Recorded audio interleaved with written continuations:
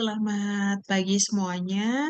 Pada kesempatan hari ini, saya akan berikan sosialisasi terkait pelaksanaan eh, mata kuliah PKL dan PBL di Prodi D4 Pengobatan Tradisional Tiongkok Institut Ilmu Kesehatan Bakti Wiyata Kediri.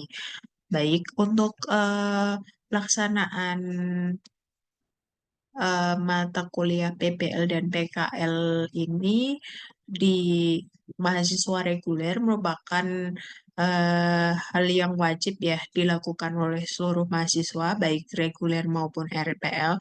Untuk di mahasiswa reguler pelaksanaan mata kuliah ini dengan mahasiswa itu belajar ya di luar kampus, yaitu dia magang di tempat tempat praktek yang menjadi afiliasi dari Prodi D4 PTT.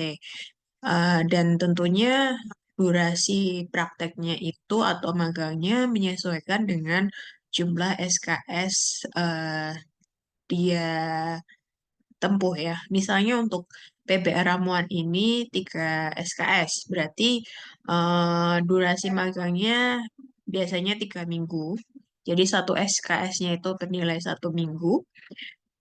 Dan juga perlu mencari kasus sebanyak 3 pasien ya untuk laporannya. Kemudian PBL keterampilan 3 SKS itu berarti juga 3 pasien, penyakit dalam 7 SKS 7 pasien, ginekologi 4 SKS 4 pasien, pediatri 3 SKS berarti 3 pasien, dan penyakit luar ortopedi traumatologi 2 SKS berarti 2 pasien yang dicari. Dan tentunya di praktek eh, PPL dan PKL ini saya harapkan tidak hanya rekam medis di awal yang ditulis ya di laporannya, tapi evaluasi dari terapinya itu juga perlu dilaporkan. Apakah terapi yang dilakukan itu bisa mengurangi eh, atau ada perbaikan ya dari kondisi sebelumnya. Untuk ketentuan rekam medisnya, kita menganut prinsip eh, SOAP ya, SOAP yaitu subjektif, objektif, dan ada asesmen penilaian, kemudian P, plan atau rencana pengobatannya itu seperti apa. Kemudian dalam aplikasi di rekam medis PTT-nya itu subjektif itu berupa keluhan utama ya, kemudian riwayat penyakit terdahulu maupun riwayat eh, penyakit saat ini, kemudian juga wawancara dari pasiennya, kemudian objektifnya adalah eh, pengamatan atau biasanya diagnosa lidah ya yang kita lakukan, mendengarkan dan mencium serta palpasi yaitu diagnosa nadinya. Untuk subjektif ini berarti datanya itu diperoleh dari pasien ya ataupun keluarga pasien. Sedangkan objektif itu yang dilakukan oleh terapisnya atau praktisinya. Untuk asesmen ya kita identifikasi pola penyakit dan sindromnya secara TCM. Kemudian untuk plan itu kita rencanakan pengobatannya apa. Biasanya isinya adalah prinsip pengobatannya, terus formula herbal yang digunakan, titik akupunturnya, metode pengobatannya seperti apa, jadwal terapi selanjutnya, tujuan pengobatan, dan rencana evaluasi ulang. Kemudian untuk rekam medis kunjungan awal atau pertama kali kita bertemu dengan pasiennya itu ya kita harus catat informasi umum dari pasien ya seperti nama, jenis kelamin, usia, alamat, pekerjaan, tanggal kunjungan, dan mungkin juga bisa ditambahkan status pernikahan. Kemudian di keluhan utama ini saya sering temui mahasiswa itu hanya menulis keluhannya tapi tidak disertai durasi penyakitnya ya. Keluhan utama di sini adalah alasan utama pasien itu kenapa datang ke tempat kita atau terapisnya atau nanti juga kriya sehat atau prakteknya itu, dan termasuk gejala utamanya itu seperti apa dan durasi penyakitnya. Jadi misalnya kalau pasien datang dengan keluhan eh, kepalanya pusing, itu juga harus disertai durasinya. Seperti 3 hari yang lalu atau seminggu yang lalu, dan juga biasanya lebih spesifik ke apa itu, misalnya eh, sakitnya itu seminggu tapi eh, lebih parah itu 2 hari ini, misalnya itu juga bisa dituliskan di keluhan utama. Dan keluhan utama ini tidak boleh panjang-panjang ya, maksimal itu 20 kata gitu. Kemudian setelah keluhan utama kita harus spesifikkan lagi kronologi terjadinya penyakit itu di riwayat penyakit sekarang. Biasanya eksplorasi rinci gejala yang dialami pasien termasuk perjalanan penyakitnya, diagnosis sebelumnya jika dia sudah berobat di tempat lain, serta pengobatan yang sudah dilakukan. Gitu. Itu juga dirinci di sini. Dan tanda gejala lain atau yang berkaitan dengan penyakit yang diutarakan pasien itu bisa disampaikan di riwayat penyakit sekarang ya. Terus kemudian riwayat penyakit terdahulu ini riwayat kesehatan atau penyakit yang pernah dialami pasien sebelumnya yang berhubungan dengan penyakitnya saat ini itu bisa dimasukkan, misalnya kalau orangnya itu punya riwayat hipertensi atau diabetes itu juga bisa dituliskan di sini gitu. Kemudian pemeriksaan fisik ini pemeriksaan yang dilakukan oleh praktisi atau terapisnya, yaitu berupa tanda vital, temuan pemeriksaan tanda dengan hasil positif yang berkaitan dengan penyakitnya saat ini, serta temuan negatif yang memiliki nilai diferensial. Dan juga pemeriksaan secara PTT seperti pengamatan, yaitu dari diagnosa lidahnya, penciuman dan pendengaran, serta palpasi, yaitu diagnosa nadi juga dilakukan di sini ya. Kemudian selanjutnya ada pemeriksaan penunjang, seperti yang banyak kita tahu juga pasien-pasien yang datang untuk terapi itu juga sudah melakukan pengobatan dari kedokteran barat atau medis yang lainnya. Biasanya dia juga memiliki hasil lab ya, USG, CT scan itu juga bisa kita tampilkan di pemeriksaan penunjang ini bila ada untuk analisa diagnosa kita lebih jauh ya. Kemudian diagnosa PTT, di sini kita harus menyebutkan nama penyakitnya secara TCM, diagnosa sindromnya, serta berikan analisis kenapa diagnosanya itu gitu. Kemudian prinsip pengobatan, menjelaskan prinsip pengobatan dan metode terapi berdasarkan teori dasar PTT. Kemudian selanjutnya ada rencana pengobatan, mencakup penulisan prinsip terapi, resep herbal, sertakan dosis obat dan jumlah resep, cara mengolah dan mengkonsumsi akupuntur dan mosi fusi, sertakan titik yang digunakan, manipulasi yang digunakan, frekuensi dan durasi manipulasi, penggunaan alat seperti stimulator, TDP atau tuina, area yang diterapi dengan teknik yang digunakan, durasi terapinya, penggunaan obat-obat dan minyak pelumas, penggunaan alat bantu dan lain-lain. Dan yang perlu saya garisi di sini yang saya note, bila tidak semua terapi dilakukan, berikan penjelasan terapi yang diberikan yang mana saja dan evaluasi hasil terapinya. Untuk mata kuliah PKL harusnya terapinya itu lengkap ya, yaitu menggunakan herbal maupun akupuntur. Namun dalam prakteknya itu tidak selalu mahasiswa itu bisa mendapatkan pasiennya itu bisa mengkonsumsi herbal dan akupunturnya.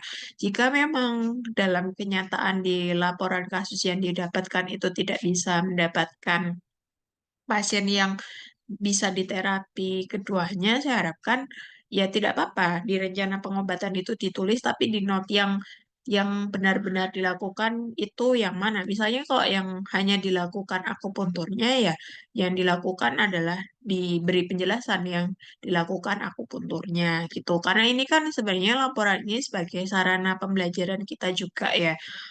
Dengan kita semakin banyak eh, menemukan pasien dan menganalisis diagnosanya, terus juga menentukan terapinya, kita akan semakin ahli ketika nanti berpraktek dan menentukan pengobatan apa yang sesuai untuk pasiennya.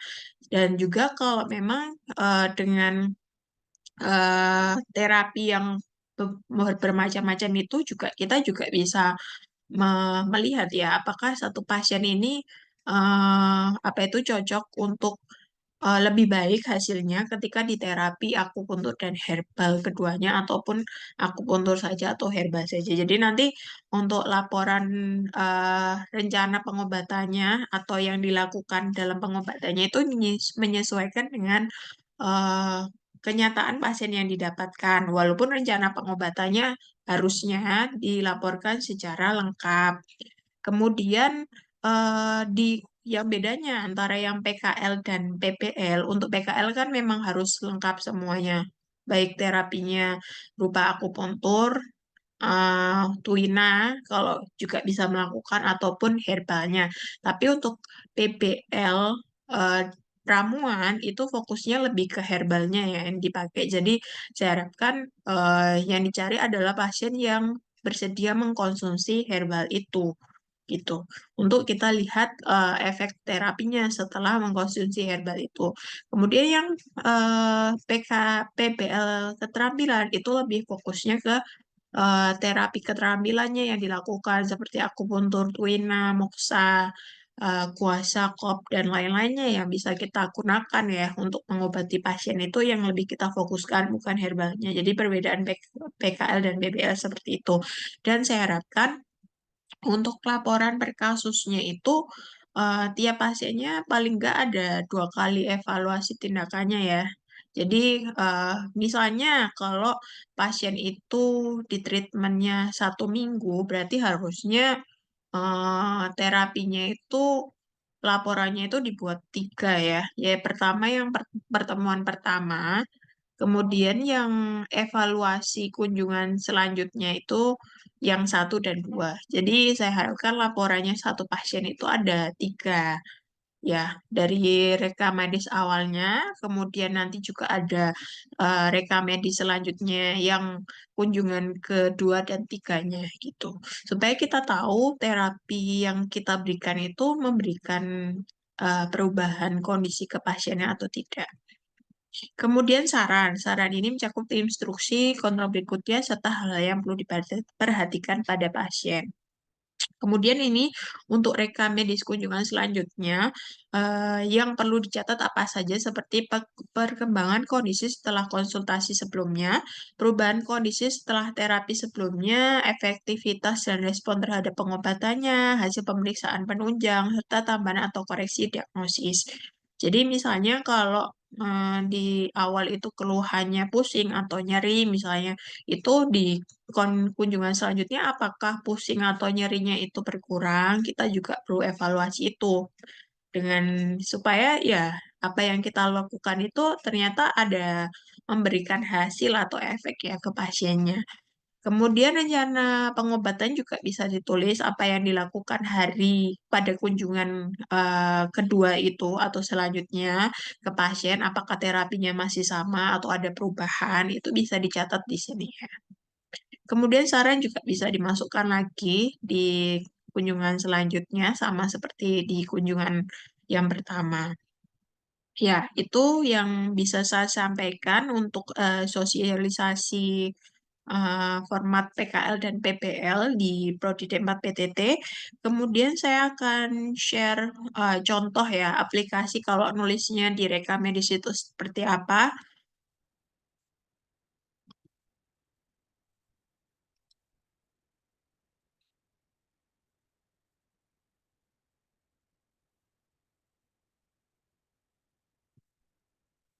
Ya, ini misalnya ada pasien ya. Penulisannya seperti ini. Nanti saya akan share contohnya. Ada konsultasi ini yang kunjungan awal itu yang ditulis nama, yang informasi data umum pasien tadi ya, jenis kelamin, usia, tanggal lahir, pekerjaan, alamat, nomor telepon, waktu konsultasinya kapan, kemudian keluhan keluhan utama ini. Di sini ditulis pusing berputar, sejak 3 hari yang lalu. Jadi waktunya jangan lupa ditulis. Kemudian riwayat penyakit sekarang, pusing berputar dirasakan sejak 3 hari yang lalu, dirasakan hilang timbul, terutama jika capek dan mereda saat istirahat. Jadi harusnya pusingnya itu atau keluhan utama itu kita jabarkan ya secara detail apa yang menyebabkan sakitnya itu, terus lebih enak kalau diapakan, itu terus lebih parah kalau seperti apa itu kita jabarkan di riwayat penyakit sekarang. Kemudian keluhan dirasa setelah 2 hari sebelumnya berturut-turut, yaitu melakukan eh, pekerjaan yang berat ya, persiapan dan melayani pada acara pernikahan, karena dia itu riwayatnya adalah pengusaha catering. Makan tidak teratur dan kurang istirahat. Rasa pusing berputar kadang-kadang disertai dengan sedikit mual, jantung terasa berdebar-debar dan merasa kelelahan. Pusing berputar berkurang jika konsumsi teh panas agak manis atau jahe hangat madu dan bertambah parah jika konsumsi minum dingin. Badan mudah lelah, tidak bertenaga dan malas beraktivitas dan bicara, berasa ingin tidur terasa terus tapi tidak bisa tidur dan jika tidur tidak bisa lelap, dan jika tidur tidak bisa lelap, BAB akhirnya lancar, tidak ada keluhan, tidak ada rasa haus dan mau minum terus, dan tidak ada keinginan untuk minum minuman dingin.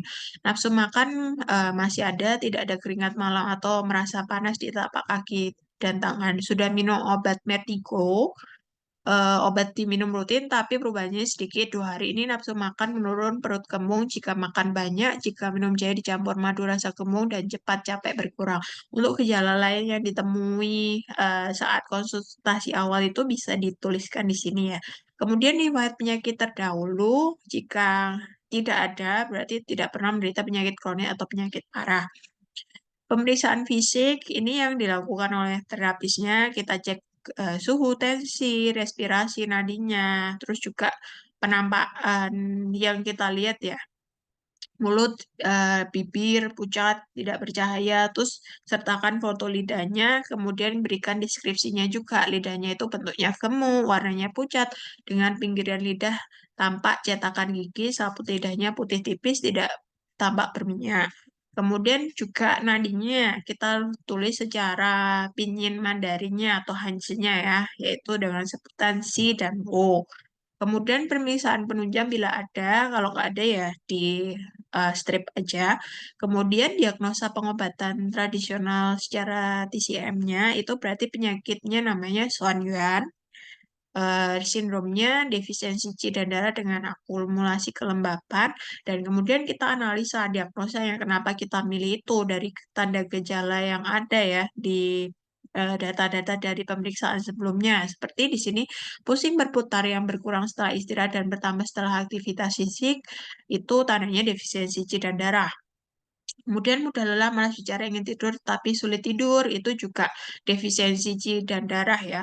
Dan nafsu makan menurun, perut kembung setelah makan banyak, lidah pucat dan gemuk dengan cetakan gigi, sabut lidah putih tipis, menandakan adanya eh, defisiensi C limpa dengan akumulasi lembab, pusing sedikit membaik setelah minum teh atau jahe madu, tetapi memburuk setelah minum dingin, menandakan kelembapan dingin yang menghambat qi. Pemeriksaan lidah nadinya juga kita analisa dari lidahnya pucat, bentuk gemuk, cetakan gigi, sabut lidah putih tipis, itu defisiensi qi limpa dan akumulasi lembab. Nadinya Si dan Guo itu defisiensi qi dan darah. Prinsip pengobatannya berarti kita perlu tonifikasi qi dan darahnya, menguatkan limpanya dan menghilangkan lembabnya, mengharmoniskan Chongqiao dan memperbaiki pencernaannya, menenangkan sen untuk meningkatkan kualitas tidurnya. Jadi rencana pengobatannya kalau pakai formula herbal, tuliskan herbal yang digunakan di sini menggunakan kulit kita. Dan juga di formula herbalnya saya ingin didetailkan seperti herbalnya yang digunakan apa di sini, resan 6 gram, fungsinya untuk apa, tonik C dan berkaci dan perbaiki pencernaan, maupun herbal-herbal lain ya yang digunakan untuk formula yang digunakan tersebut. Kemudian dosisnya dan cara penggunaannya juga disampaikan ya. Kalau dia minumnya herbal jadi ya silakan dicatat di sini berapa. berapa gram dosisnya, terus dikonsumsinya berapa kali, seperti itu. Itu juga ditulis kalau di sini berupa rebusan ya ditulis direbus dengan air ya 600 ml hingga tersisa 300 ml dan dikonsumsi 2 kali sehari setelah makan. Kemudian untuk terapi akupunturnya juga ditulis titik yang dipakai dan kegunaan titiknya apa. Seharusnya antara diagnosa, prinsip pengobatan maupun pengobatan yang diberikan itu sinkron ya. Jadi kalau diagnosanya itu rencana pengobatannya apa dan pengobatan yang diberikan apa itu harusnya sejalan atau seiring sejalan ya, lu tidak tidak bertolak belakang antara diagnosa dan pengobatannya.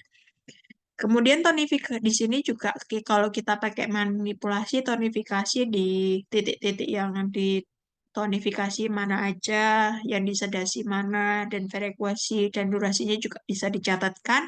Kemudian kalau pakai moksibusinya apa dan dijelaskan. Nanti di sini juga bisa diberikan keterangan kalau tidak semua terapi dilakukan, jelaskan juga di situ terapi yang eh, dari rencana yang kita buat itu yang dilakukan yang mana, apakah akupunturnya saja, apa akupuntur dan herbal plus moxibusi atau sebagainya itu perlu dicatat ya supaya kita tahu evaluasi dari hasil terapi yang pertama ini seperti apa di pertemuan selanjutnya.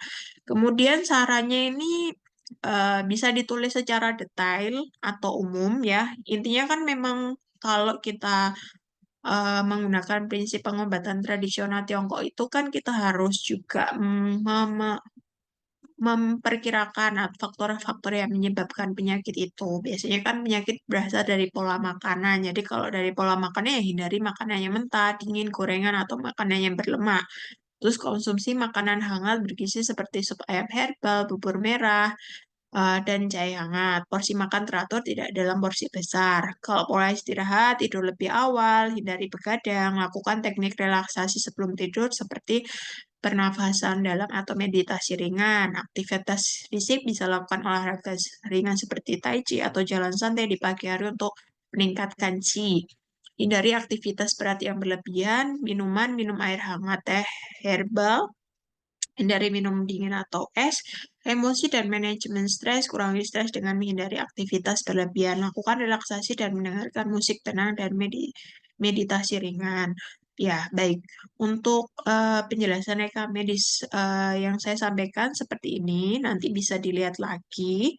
Dan untuk mahasiswa yang eh, memang pengen mencari pasien sendiri dalam praktek PTT ini memang untuk mahasiswa RPL itu dibebaskan untuk mencari pasien kelolanya sendiri. Namun nanti kalau ada yang mahasiswa ingin mencoba magang di tempat-tempat yang disarankan kampus atau yang berafiliasi dengan kampus untuk melihat prakteknya secara langsung, nanti bisa menghubungi Bu Dewi ya, Sekprodemat PTT untuk eh, mendaftarkan diri ya. Mau misalnya dimagangkan di mana, terus durasinya berapa lama, seperti itu. Karena ada kemarin itu beberapa mahasiswa RPL juga mau mencoba dimagangkan di Surabaya atau di Jakarta ya untuk atau di Kediri untuk memperoleh pengalaman lebih dalam prakteknya. Kemudian bila penggunaan herbal masih ragu terkait dengan herbal yang dipakai karena belum punya pengalaman, bisa dikonsultasikan ke saya sebelum memberikan herbalnya. Baik, itu saja yang bisa saya sampaikan untuk sosialisasi hari ini. Bila kurang jelas terkait sosialisasinya, bisa eh, japri ya ke saya untuk apa itu untuk penjelasan lebih lanjut. Terima kasih atas perhatiannya. Selamat pagi. Saya akhiri sosialisasi hari ini.